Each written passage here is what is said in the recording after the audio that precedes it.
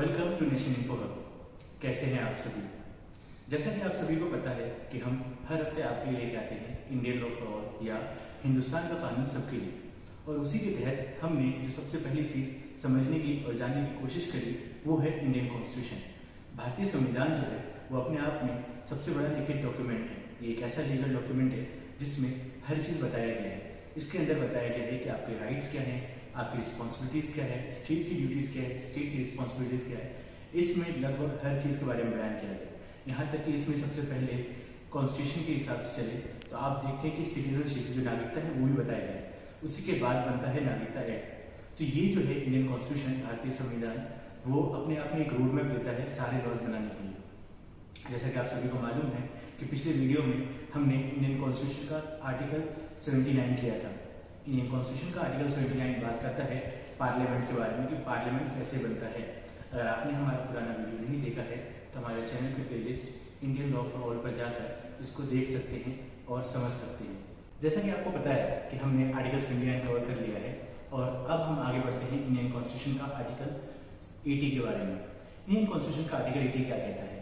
तो इससे पहले आप सभी के एक सवाल है। सवाल ये है कि हमारा जो राज्यसभा है, काउंसिल ऑफ स्टेट जो है, उसमें कितने लोग होते हैं?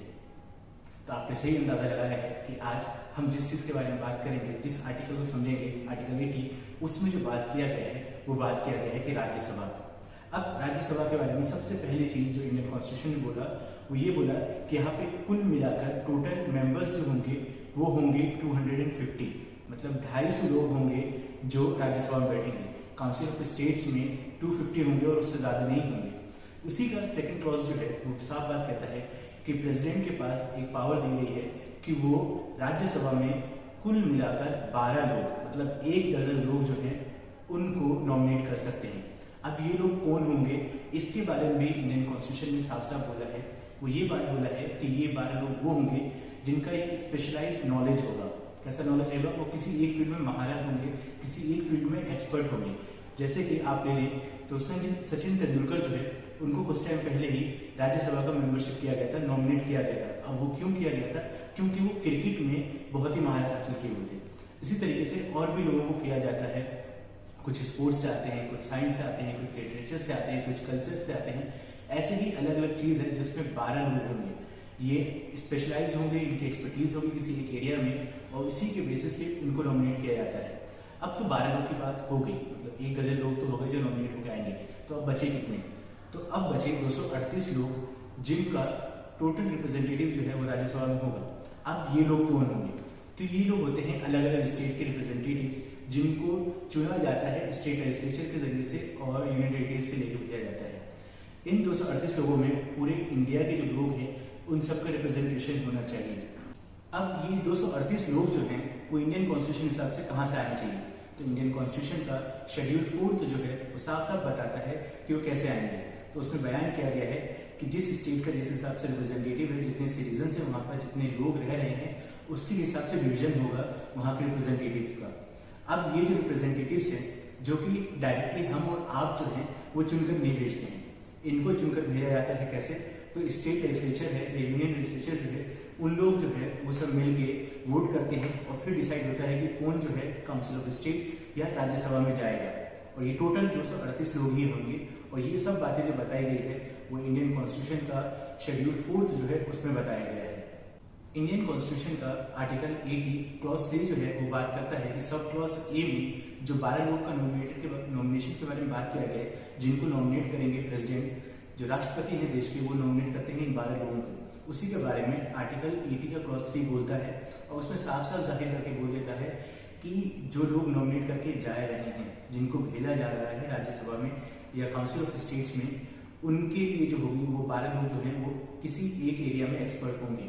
जैसे कि किसी को लॉ से ले लिया, किसी को लिटरेचर से ले लिया, या किसी को फिल्म इंडस्ट्री से ले लिया।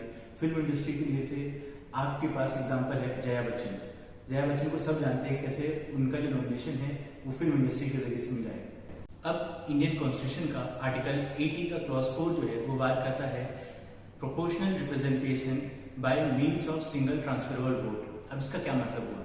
अब मतलब ये हुआ कि क्लॉज 4 में साफ साफ बोला गया है कि जितने भी स्टेट लेजिस्लेटिव हैं और यूनियन टेरिटरीज हैं उनके जो लोग, वो लोग जो वोट करेंगे, वो उनका वोट होगा सिंगल ट्रांसफरेबल। वो एक ही को दे सकते हैं, किसी दूसरे को या बार बार नहीं दे सकते। वहाँ पर सिर्फ एक को चूज किया जाएगा और नंबर वाइज होता है कि फर्स्ट पोजीशन किसको रखेंगे, सेकंड पे किसको, थर्ड पे किसको रखेंगे। ये होता है by means of single transferable vote. अब इसी पे डिसाइड होता है कि ये जो राज्यसभा के मेंबर्स हैं, जो 238 मेंबर हैं, वो कैसे चूज किए जाएंगे। ये सिंगल ट्रांसफरेबल वोट के जरिए से किए जाते हैं। एक खास बात और ये है कि इंडियन कॉन्स्टिट्यूशन का आर्टिकल 80 का क्लॉज 5 जो है वो बात करता है कि अमेंडमेंट के बारे में। वो इस बारे में बोलता है कि कैसे पार्लियामेंट के पावर्स है कि किसी भी लॉ के जरिए से वो प्रिस्क्राइब कर सकता है कि राज्यसभा में जो मेंबर्स आ रहे हैं, जो भी काउंसिल ऑफ स्टेट्स के जो मेंबर्स आ रहे हैं, उनको किस हिसाब से इलेक्ट किया जाएगा। ये लॉज बनाने का भी तरीका जो है, ये पावर जो है वो पार्लियामेंट को दिया गया है। तो ये था इंडियन कॉन्स्टिट्यूशन का आर्टिकल 80। इंडियन कॉन्स्टिट्यूशन के आर्टिकल 80 में 5 क्लॉजेज हैं, जिसमें फर्स्ट क्लॉज में बताया गया है, ए और बी दिया गया है सब क्लॉज, जिसमें बताया गया है कि कैसे 12 मेंबर्स जो हैं वो नॉमिनेट किया जाएगा प्रेसिडेंट के जरिए से। और 238 मेंबर्स जो हैं वो है कि स्टेट लेजिस्लेटिव असेंबलीज और यूनियन टेरिटरीज की जो असेंबलीज हैं वो सब डिसाइड करेंगे कि 238 लोग जो हैं वो कितने होंगे। उसके बाद आर्टिकल 80 क्लॉज 2 में बोला गया कि कैसे ऑलमोस्ट 250 ही होंगे, 250 से ज्यादा लोग नहीं हो सकते हैं राज्यसभा में। उसके बाद आगे बताया गया कि प्रेसिडेंट के पास पावर है कि कैसे लेजिस्लेटिव असेंबली और इन सबको छोड़कर कैसे जो एक्सपर्टाइज एरिया है, जो लोग अपने एरिया में महारत हासिल किए हुए हैं, जिनके पास एक स्पेशलाइज नॉलेज है, इल्म है, वो उनका यूज करे। और ये 12 लोग वो होंगे जो अलग अलग फील्ड से आएंगे। वो साइंस से हो सकते हैं, आर्ट्स से हो सकते हैं, लिटरेचर से हो सकते हैं, फिल्म से हो सकते हैं। फिर क्लॉज 4 में बताया गया कि कैसे शेड्यूल 4 जो है वो बताता है कि कैसे जो 238 मेंबर्स हैं अलग अलग स्टेट से लिए जाएंगे। और फिर क्लॉज 5 जो है इंडियन कॉन्स्टिट्यूशन का आर्टिकल 80 का क्लॉज 5 जो है वो बात करता है कि कैसे पार्लियामेंट के पास पावर है कि वो लॉ के जरिए से प्रिस्क्राइब करे कि ये जो लोग आएंगे उनको कैसे चूज किया जाएगा, उनके लिए कैसे वोटिंग होगा। तो ये था इंडियन कॉन्स्टिट्यूशन का आर्टिकल 80। कॉन्स्टिट्यूशन का आर्टिकल 80 जो है वो बहुत ही साफ साफ बताता है कि राज्यसभा जो है, जो काउंसिल ऑफ स्टेट्स है, उसको कैसे बनाया जाएगा, उसके मेंबर्स कितने होंगे, उसके लिए जो वोटिंग होगा वो किस तरीके से होगा, उसमें नॉमिनेट करने की पावर किसकी है। ये सब बातें, ये सब चीजें जो है वो इंडियन कॉन्स्टिट्यूशन के आर्टिकल 80 में बता दिया गया। इंडियन कॉन्स्टिट्यूशन का आर्टिकल 80 जो है वो 5 क्लॉजेज में है और इन 5 क्लॉजेज में डिटेल में बात किया गया है कि कैसे राज्यसभा में लोग जाएंगे, उनको बताया जाएगा कि वो कैसे होंगे और किस फील्ड से आएंगे या किस हिसाब से उनकी वोटिंग होगी। मैं उम्मीद करता हूँ कि इंडियन कॉन्स्टिट्यूशन का आर्टिकल 80 आपको अच्छी तरीके से समझ में आ गया। अगर आपके पास हमारे लिए कोई भी सजेशन है तो आप नीचे कमेंट बॉक्स में भी लिखकर हमें बता सकते हैं। हम आपके कमेंट को पूरी तरीके से ध्यान देते हैं और उसके ऊपर काम करने की कोशिश करते हैं। साथ ही साथ अगर आपको ये वीडियो इन्फॉर्मेटिव लगा तो आप इसको ज़्यादा से ज़्यादा लाइक कीजिए, सब्सक्राइब कीजिए और शेयर कीजिए। जितने ज़्यादा आप शेयर करेंगे उतने ज़्यादा लोगों को पता चलेगा कि हम इंडियन कॉन्स्टिट्यूशन के आर्टिकल्स को पढ़ रहे हैं और उसको समझने की कोशिश कर रहे हैं। और आप हमारे चैनल के प्लेलिस्ट पे भी जाकर इंडियन लॉ फॉर ऑल की प्लेलिस्ट जो हमने बनाई है उस पर भी जाकर आप देख सकते हैं। सारे आर्टिकल्स को फ्रॉम आर्टिकल 1 से लेकर 80 तक का आप पूरा देख सकते हैं।